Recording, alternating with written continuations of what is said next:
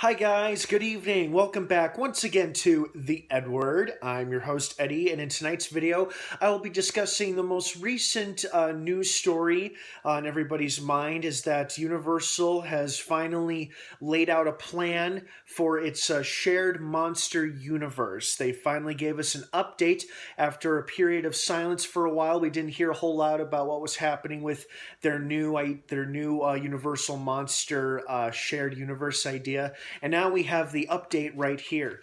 So, going off of the recent development from a few days ago, that writers John Spadis, by the way, I am so sorry if I butcher your name or your last name, but I think it's Spadis or Spates. No, Spates. John Spates. I'm sorry. Anyway, John Spates and Eric Hessier have both been recruited to write together the Van Helsing reboot, which will also fit into Universal's monster universe. Try saying that 3 times. And so those two have been hired to start writing the script for that movie. Meanwhile, Chris Morgan and Alex Kurtzman continue to work on the script for the Mummy reboot, which is set to officially begin the Universal Monster Universe. However, Dracula Untold from last fall was technically the first unofficial entry into this new shared cinematic universe. However, the Mummy reboot is supposed to officially kick off this new universe. So, and the rumor is that production is scheduled to begin sometime next year, since it is due for a release date of March 24th, 2017, along with a yet to be revealed title due for March 30th, 2018, about a year later. And so the plan is, it sounds like they want to release a new horror movie every year. And now I'm going to read some quotes that I saw on this story. And according to the producers, they said regarding their shared universe with the monsters, the characters will interact with each other across movies. We're incubating it at the moment and we're taking the time to get it right. That is extremely reassuring, very comforting words to hear. The fact that they are seriously taking their time with this and they're really giving it a lot of thought, a lot of care, it means that they know that what they have a pretty good idea of what the fans want to see. A big concern earlier was that people worried these were going to be action adventure movies. Those kind of movies are fun, but it's kind of hard to do them with scary monsters.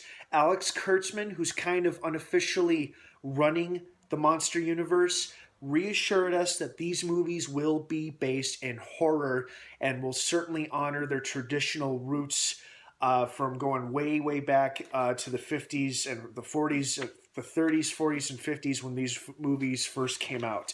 It'll be honoring those old traditional ways of horror, and the movies that we will see in the next couple of years will live up to that. Will not live up to that, but they will be based in horror. So that was reassured to us. But I just think this is extremely reassuring. I mean, not only is it cool, are these characters going to interact with each other across each other's movies? Like, we may see, for some reason, the Wolf, I mean, I doubt we'll see this, but just to give you an example, we may see the Wolfman somehow pop up in the Mummy movie, or we may see the Mummy movie pop up in the Frankenstein movie. I mean, I'm not sure if that's exactly what they're talking about when they say interact with each other across their movies.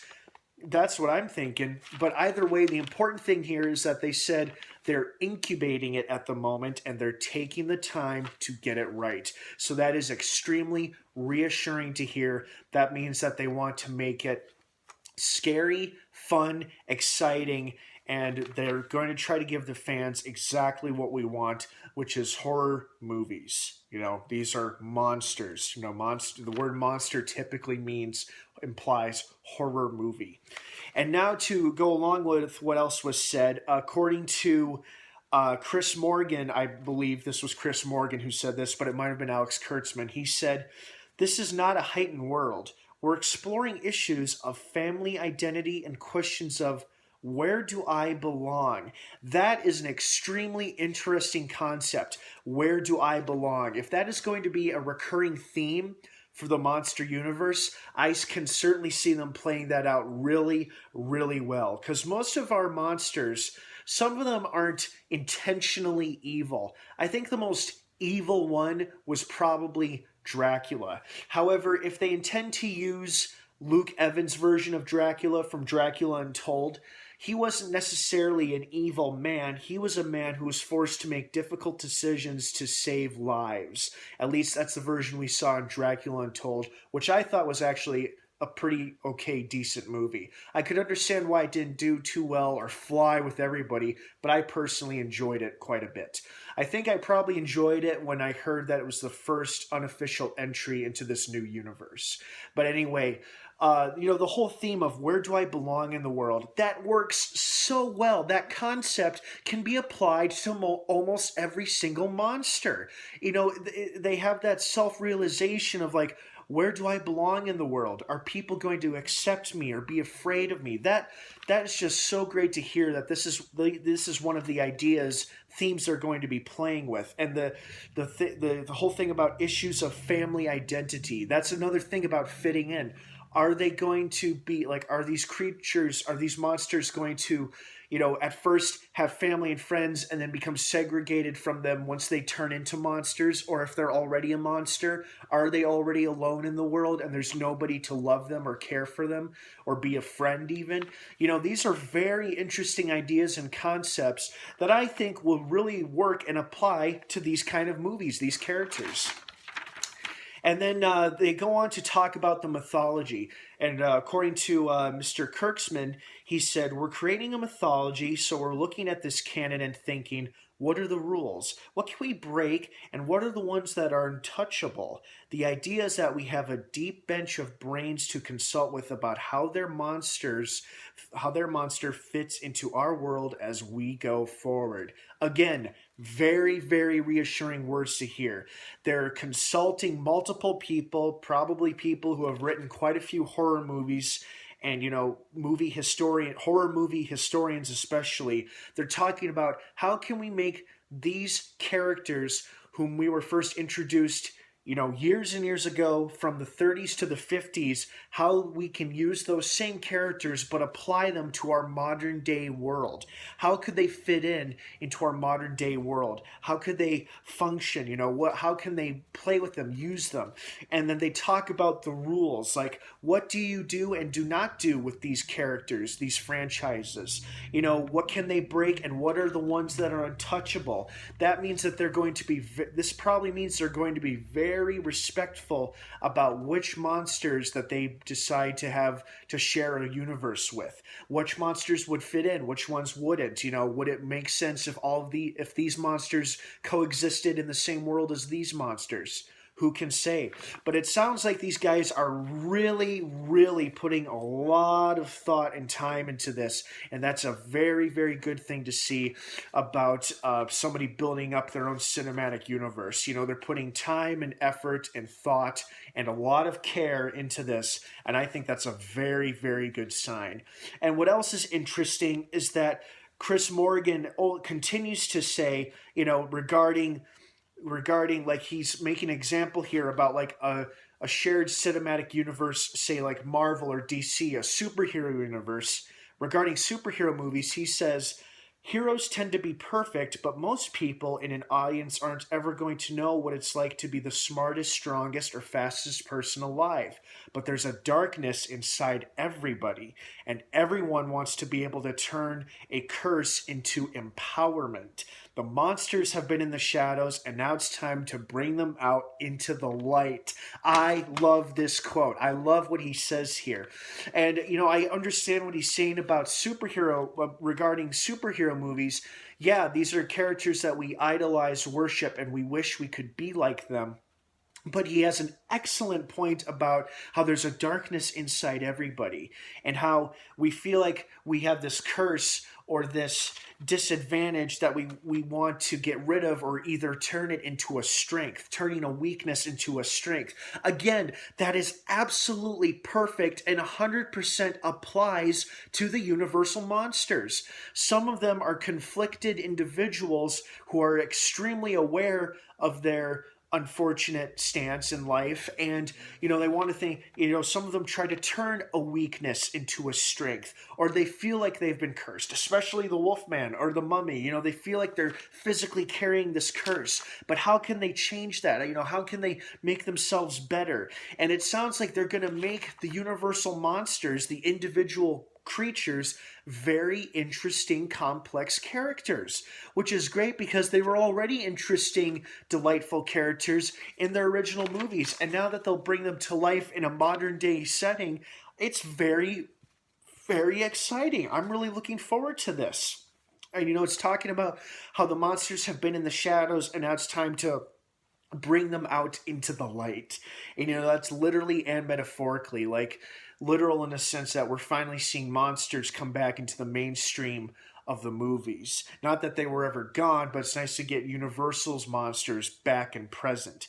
And then talking about bringing them out of the shadows, that refers to probably one of the other themes they'll be going off of is talking about you're staying in the shadows for safety and comfort, but what if something were to force you to step back, to step out of the shadows into the light, in terms of like facing something bigger than yourself?